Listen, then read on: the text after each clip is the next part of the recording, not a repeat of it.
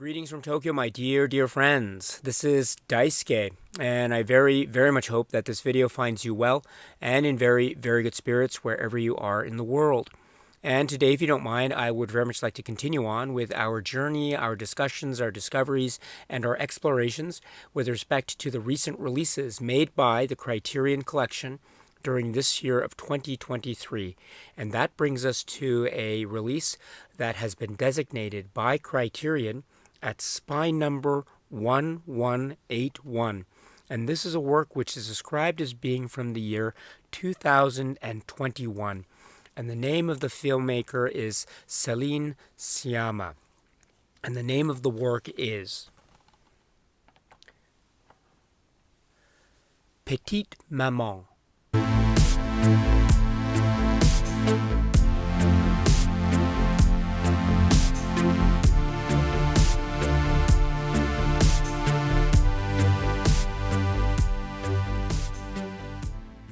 This is the work which is described as being from the year 2021, and it is from the great filmmaker and artist Céline Sciamma, and this is described as being written by Céline Sciamma and directed by Céline Sciamma. What a really emotionally heartfelt and warm and a very true and honest story this is. Wow, what a great film this is. And it has a lovely cast of players, included in which are Joséphine Sans and Gabrielle Sans and Nina Meurice and Stéphane Varupen and Margot Abascal. And this is the work which is, and please pardon me for my very poor pronunciation of the language, I hope you can forgive me, but it is Petite Maman. Now, this is the Criterion Collection Blu-ray edition release that I have on the table here. And this is the first time on the occasion of this release by Criterion. This was the first time for me to be able to watch this work. And wow. I was so moved and delighted and enchanted by this film. What a lovely work this is. And if we were to try to discuss or describe the plot or story structure of this work, we understand that we're focusing on this young girl who is Nelly, and this is the Joséphine Sans character. And we also understand that immediately she or her family has experienced a loss, the death of her grandmother, the mother of her mother. And here we have the really very emotionally direct relationships that are cast between parents and children, between members of family, between, say, a mother and her daughter. And that crosses generational lines because we understand that the relationship between mother and daughter that we see immediately in the film also has a certain type of echo, almost a haunting parallel in terms of the relationship between mother and grandmother, which is one generation removed from Nelly's own direct experience. But that is part of the great sort of chrysalis or the wonderful, lovely parallel structure of this film. So clever and so wonderfully intimate.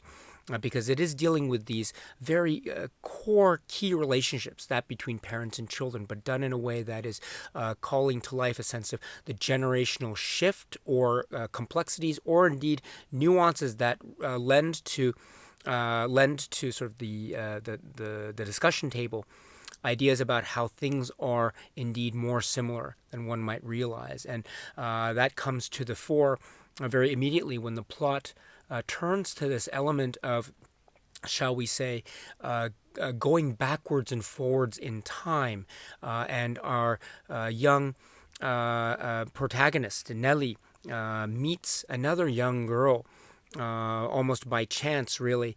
And here we have this great relationship that exists between these two young girls, the Joséphine Sans character and the Gabrielle Sans character. And we realize, or we come to suspect and realize along the way, that maybe there is a closer connection between these girls than meets the eye. And in fact, the closeness of this connection forms part of the surprise and part of the delight of this film. And there's a type of magical or almost even science fiction quality that comes to life in a way that is very vivid, but also never loses sight. And that's what's so great about this. It never loses sight of the key core relationships between parents and children. And I really want to emphasize this because given the great delightful way in which the plot is structured, this idea of the crossing of generational lines and meeting people in the past and then coming back into the present and going back into the past again, and how that might have something to do with one's own experiences in the now, and also might lead to the realization that indeed, while there might be differences in generations or generation gaps, there are more similarities between us, despite the generational gulfs, than meets the eye, which is such a lovely thing, to the realization that we are indeed very close and indeed very similar, and have these intimate relationships that we can indeed share as a type of shared experience, thus making our bonds even stronger. Wow, what a really lovely and beautifully rendered and very clever way of doing this. And also it's done in a way that it doesn't feel overwhelming. It feels very direct, and as I say, it never loses sight of that the intense emotional experience of these intimate relationships, these bonds between family members and friends. And I use that. I think those phrases can be used interchangeably, because one of the great magical aspects of this is the rendering of the relationships. Take into consideration, for example, the relationship that we see almost immediately between mother and daughter. The mother, the Nina Maurice character, and the daughter, the Gabrielle Sanz character, or I'm sorry, the Josephine Sanz character. And so I have to catch myself there. So, and then we have the Nina character. And so this relationship, the Josephine Sanz character and Nina Maurice character, what's so great about it is, in terms of appearances, we can automatically identify who is the mother, who is the daughter. But what's so lovely is sometimes we see roles reversed. Sometimes we see the daughter caring for the mother in a way that is very intimate and very loving and very emotional, and also something that shows a sense of caring and devotion, daughter towards mother. And indeed, that caring and devotion also extends the other way in terms of mother towards her own daughter, which is very lovely. But what is also so great too, or perhaps, and what is so great too in that context is, therefore, there is this idea of, again, the difference in the type of generation, mother and daughter. Of course, there is that one-step generational difference, of course, but there is that gulf that is already bridged in this emotional way, in terms of how mother maybe understands daughter, or perhaps the other way too, daughter seems to understand mother. And in that way, what I love is that there is never this sense of a type of condescending regarding. In other words, the parents or the parental characters never regard the children or the people in the younger generation in a way that condescends to them or looks down upon them. There's a type of way in which, say, the father and daughter, when they're together, the father talks to the daughter in a way that has a sense of respect and has a sense of never looking down on this young girl. And there's also this idea of observation and looking at each other and seeing the daily routines, things like shaving in the mirror, for example. And so there's this idea of a type of mutual respect, again, that I think forges the notion of the interchangeability of positions in terms of the caring, loving, nurturing aspect of mother and daughter, daughter and mother, parents and children, child to parent, child to father, etc. Which I think that interchangeability, I think, is so key, both in terms of the emotional crux of the matter and also the plot development as well, and the story structure. So I love that aspect of how conversations are had between characters. There's a sense of almost mutual respect. And also there's this idea of observation, observing, looking, seeing. And in that idea of looking and seeing, maybe trying to render or trying to get out of that a sense of meaning in the daily and in the seemingly mundane, things that are seemingly daily or the day-to-day things. But again, everything has meaning because everything seems to have consequence, and that consequence can be grave and dire and significant in the grand scheme of things, or it can be very intimate and and cute and very much subjective and oh so personal and oh so intimate. This to be almost like a secret, a whisper in the wind.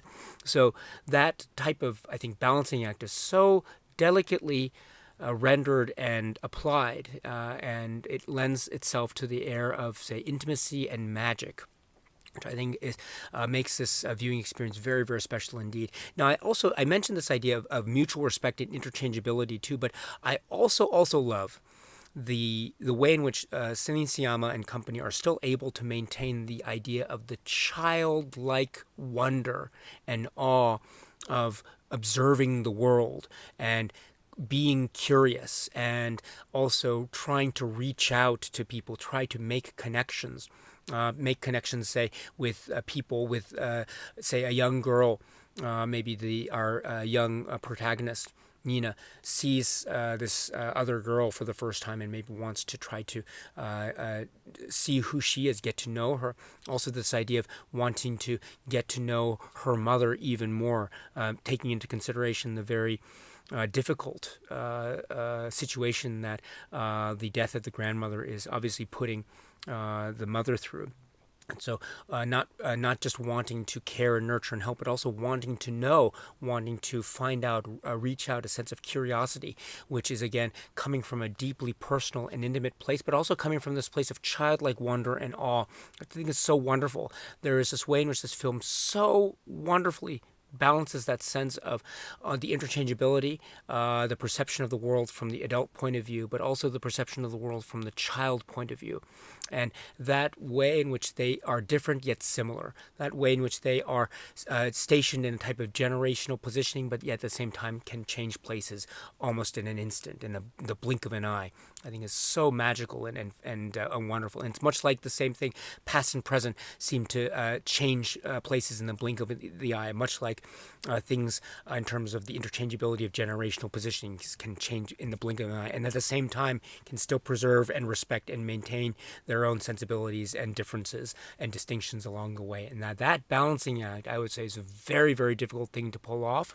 And Céline Sciamma and company pull it off with such great cleverness and gusto and a sense of confidence that is also very delicate, very moving, very quiet, and very, very subtle and sublime, and oh so beautiful, and oh so clever indeed.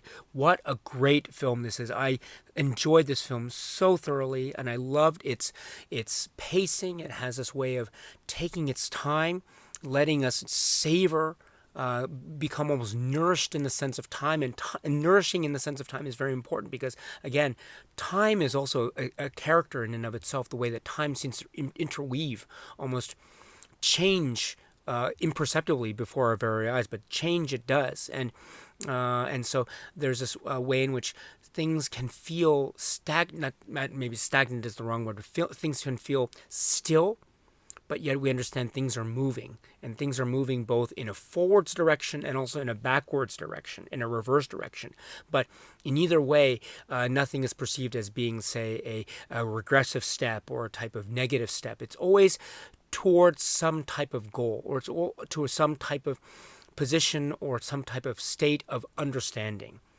The endeavor to reach a state of understanding, whether it's from one generational perspective or another generational perspective, whether it's from the sort of the adult viewpoint of the world, or it's from the childlike viewpoint of the world, through this idea of tragedy and loss, or through the lens of a wonderful sense of curiosity and optimism, or a combination of the two, or perhaps something of a mix or blend of the two, or maybe something else entirely.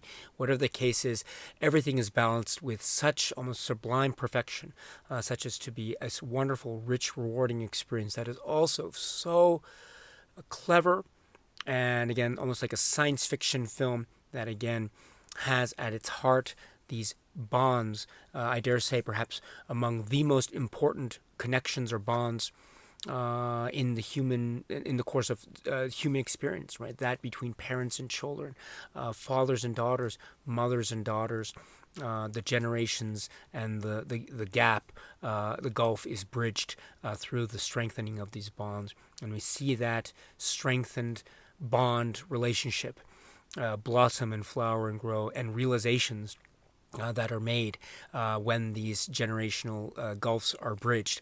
Those realizations are very powerful and moving and very emotional indeed. So this is the work, which is Petite Maman. And again, I enjoyed this so thoroughly. The cast is very wonderful. Nina Maurice and Stéphane Varupen, Margot Abascal, and I must also say too, Josephine Sanz and Gabrielle Sanz.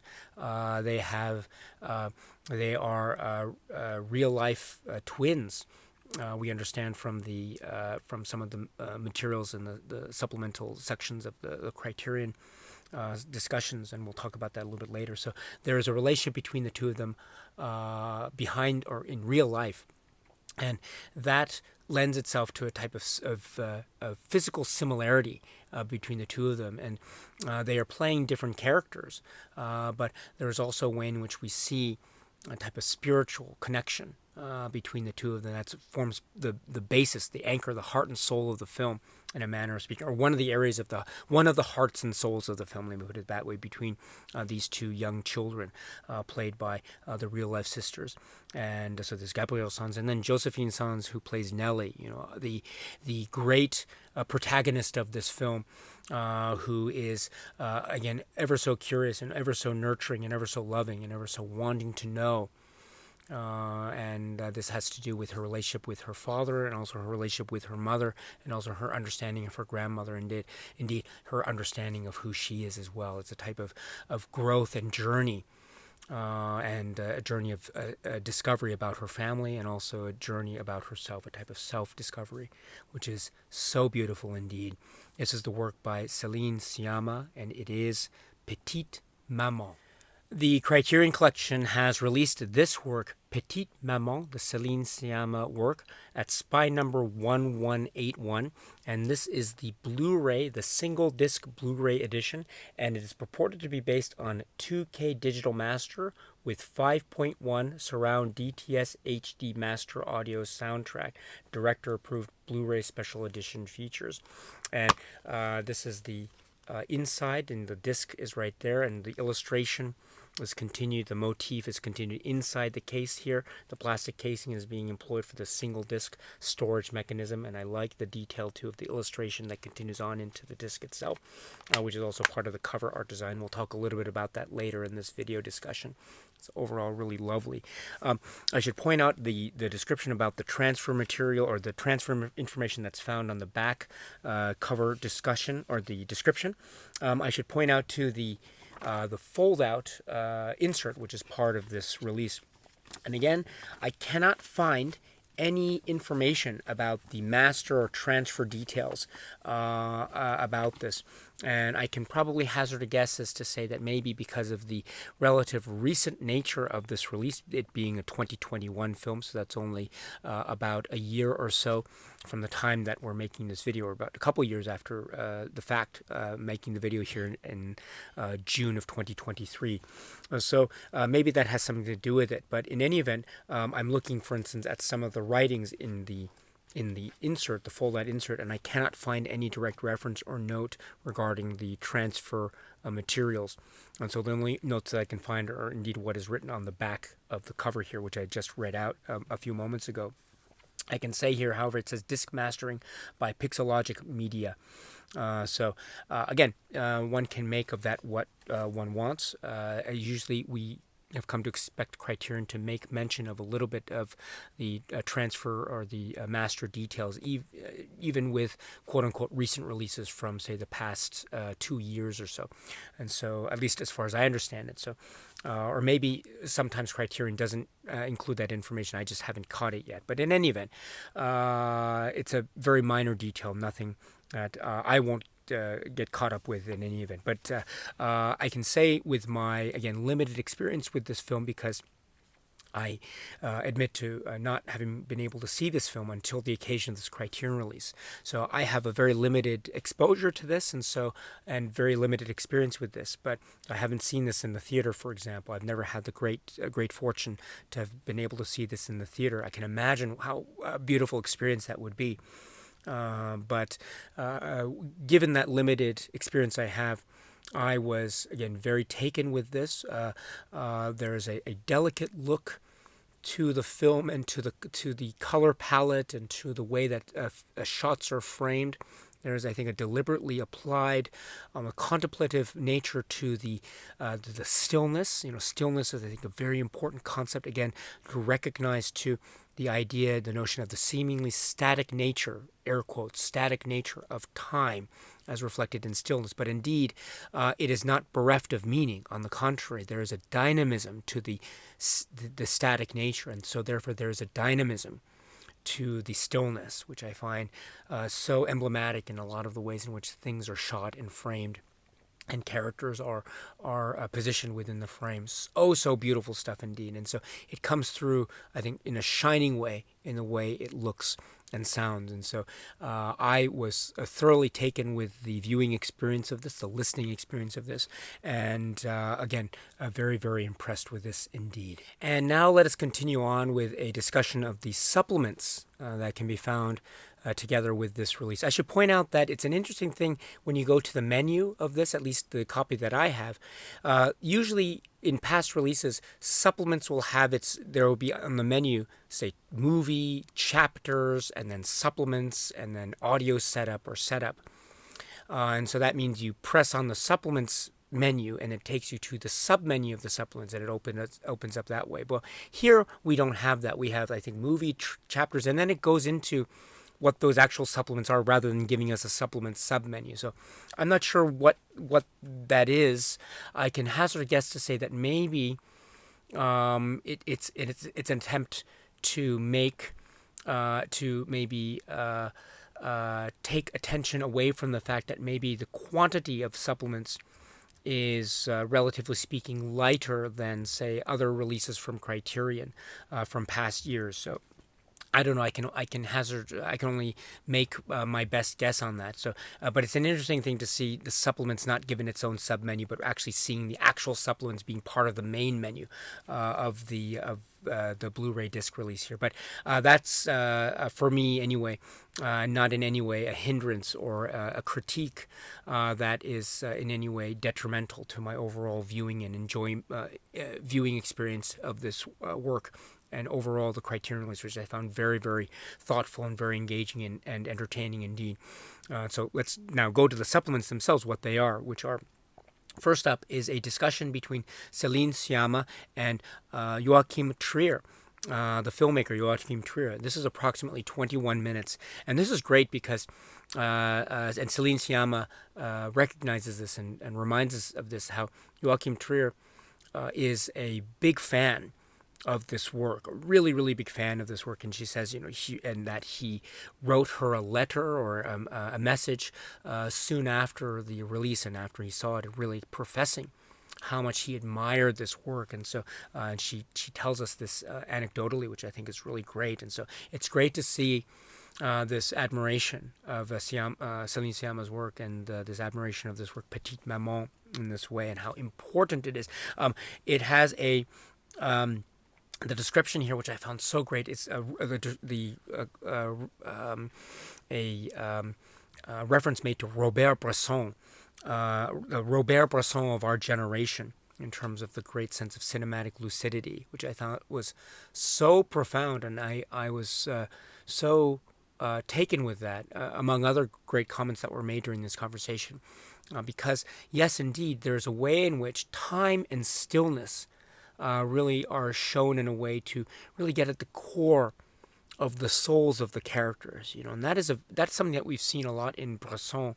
I think Céline Sciamma does that in a truly genius way, and she shows us the depth of the feeling of these human beings, these characters, in a way that is very direct, but also very economical.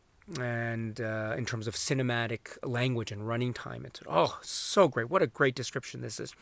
This idea of the use, Céline Sciamma's use of the grammar of cinema as an artist, which is really quite wonderful. And this idea too, working with children, the idea of characters, the main characters of the piece being children, and this idea too of the characters maybe in Céline Sciamma's prior work, and the notion of adolescence, the notion of what's the phrase, tomfoolery, and that type of characteristic that I think is oftentimes associated with adolescence and quote-unquote growing pains, etc., end quote. And we see some of those elements, I think, reflected very nicely in the child or the children characters that are portrayed front and center here in this work, Petite Maman.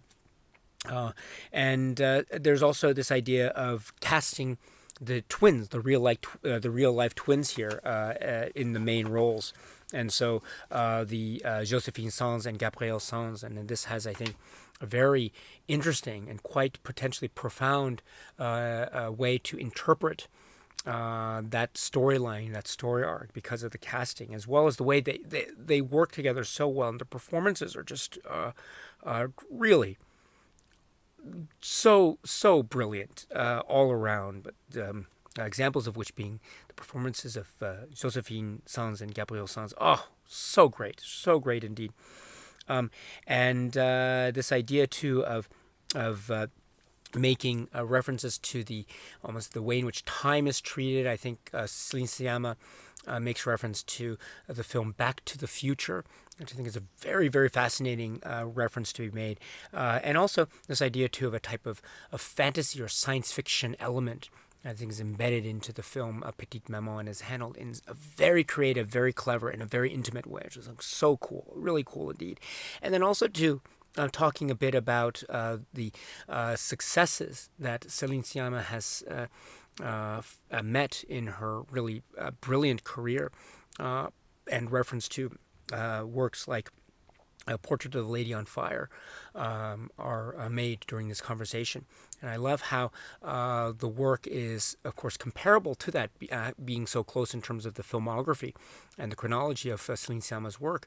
But also, there is a way in which Petite Maman finds similarities and also distinctions and its own character, which I think has its own character beats, its own lived-in identity, which I find very, very appealing indeed. And so does Joachim Trier in the way in which he discusses this with Céline Sciamma, the way he asks his questions. And you can tell that he is such an admirer, a great admirer of this work, a champion of this work. It's really great indeed. And so for these and other reasons, this is a great, great supplement, a great discussion indeed. Again, the discussion between Céline Sciamma and Joachim Trier, approximately 21 minutes. But that's not all, because then we have approximately an hour and 7 minutes or so animated work. And this is a work which is described as being from the year 2016. And this is from the filmmaker Claude Barras. And this also has Céline Sciamma credited as a co-writer. And this is a work which is known in English as My Life as a Zucchini, or Ma Vie de Courgette. So Ma Vie de Courgette is part of the supplements here, and I think it's a really wonderful animated work. It is really emotional, and this is my first time to watch this work, Ma Vie de Courgette, My Life as a Zucchini.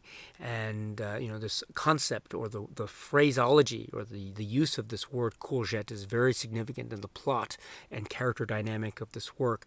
And it is about relationships, it is about family, it is about parents and children, it's about the generational gulf that is bridged, the bonds between children, especially children going through situations that perhaps seem to be different on the surface. But perhaps the more one gets to know these children, and the more our main characters get to know the other children, the more one realizes that there are a lot of similarities and a lot of potential for deep and meaningful connections between the many characters that we meet. And so, Ma Vie de Courgette, it's a really this is a lovely work, again, by Claude Barras, and with the great contribution by Céline Sciamma. So there's some very great thematic structural elements that one can say have a type of spiritual connection with what we see in Petite Maman. So the feature that's the main feature of this great release from Criterion. So this is another great supplement. I'm so glad it's here. It was another opportunity to watch a work that I had not seen before. I was very, very moved by it indeed. So, My Life as a Zucchini, or Ma Vie de Courgette. It's part of the supplements here. I would say that it would have been interesting maybe to ponder what the possibility could have been to say, for example, have Ma Vie de Courgette be its own spine-numbered release. Maybe alongside Petite Maman. That would have been really interesting indeed. But whether it could have been its own individual release, you'll have to ask the people at Criterion about that. But as it happens, it is part of the supplements for Petite Maman. But that's nothing against the work. In fact, it's great that we have its inclusion here because it's the opportunity to watch this. Again, taking my experience as an example, I had not seen the work until the occasion of this Criterion release. So I'm very, very grateful for that opportunity. And the connections to be had between that and Petite Maman, as well as the enjoyment levels and the real emotional levels that one experiences when one watches the film itself, I think are reason enough to really go for it and find a lot of joy with this. So Ma Vie de Courgette, or My Life as a Zucchini. And then the trailers, or inclusion of trailers, round out the supplements section here. So once again, in terms of quantity, you can see that there is relatively few amount of supplements that are included. And so that might be, and I'm guessing that might be the reason why we don't have a supplement submenu, just to make it, I don't know, visually speaking, in terms of maybe it doesn't draw attention to the fact that, relatively speaking, there's, in terms of quantity, relatively speaking, a low number. But again, that it would have been nice to have other supplements, maybe discussions, again, along the lines with what we might have seen with other releases by Criterion of works by Céline Sciamma, maybe discussions of the body of work of Céline Sciamma and the like, or maybe other aspects of the acting and the crew and the photography. It would have been interesting to see other production details highlighted in, say, other additional supplements. But what we have is really great. And again, I can speak from my vantage point. Watching this film for the first time and then watching, say, the discussion with Sciamma was really, really enlightening and such a learning experience. And I loved every minute of that conversation. And then the trailers, and then also the inclusion of My Life as a Zucchini. Wow, wow, wow. So it is really great indeed. It would have been nice if we'd had other things, but again, as it happens, what we do get is really excellent. So there we have the supplements that are included with Petite Maman. And then let's round out the discussion with some comments about the packaging and cover art design, and then the insert and the writings. So first, a comment about the cover art design. I love this. I love this cover art design. Look at this, the great use of color and the woods, and in the central area of the cover art, you can see two figures, two young girls. Again, with the colors of their clothing as well, being color highlights here, and the use of the font and the like, the sense of journey and mystery and wonder and curiosity from the sort of the childhood or childlike perspective. I love this. This is really great. And you have this continued on in terms of the use of the font in the back. I love this use of font, by the way. And the like, and then that illustration element is continued in the fold out right here with some of the drawings here as well. Really love, plus some stills from the film and the color scheme. Really great stuff. Let me point out here that production credits indicate art director Sarah Habibi, Eric Skillman, illustration Carson Ellis. So there's that. I love that. And as I indicated earlier in the video, when you open it up, you can see the inside and then the disc too, which also is maybe a little bit of a close-up, if you will, of or different vantage point of what we'd seen in this part of the cover art design, perhaps. Oh, so great. I love this very much indeed. And then you have a film by Céline Sciamma writing there. Great stuff. And then taking a look at the fold-out. Again, I'm very much an admirer of the way in which the art is rendered here and shown. I'm not a fan of the fold-out format, as you know. I wish this could have been a more robust, page-filled staple booklet, but alas, et là pour moi, c'est la vie, as they say. But not all is doom and gloom in terms of the fold-out perception. On the contrary, there is much to be celebrated in terms of this insert, and one of the main reasons for that is the great essay, So Meyer's essay here, which is called Au revoir, l'enfance. I love that title, by the way, Au revoir l'enfance. And Sommer's essay here is it's brilliant, it's sublime, it's all-encompassing, and there is a real great discussion of Sciamma's career and the currency of the situation around the time of making this, or just prior to making this film, Petite Maman, as well as a lot of the themes and concerns of the work Petite Maman in terms of the type of cinematic and literary styling and other aspects that are discussed with a great sense of a great sense of accessibility and also a great command over the works of Sciamma and this work, Petite Maman. So this essay is great. Au revoir, l'enfance. So please, my strong recommendation, as always, is watch the film first. Watch the film first, and then after you've seen the film, then you can check out this great essay, Au revoir, l'enfance. Excuse me, let me say that again. Au revoir, l'enfance. Which is part of the fold-out here, right here. So that is a discussion of this release by Criterion of this lovely work, Petite Maman. And again, I must say, I was so taken with this. I found it to be so enchanting and lovely. And I mean, I don't know.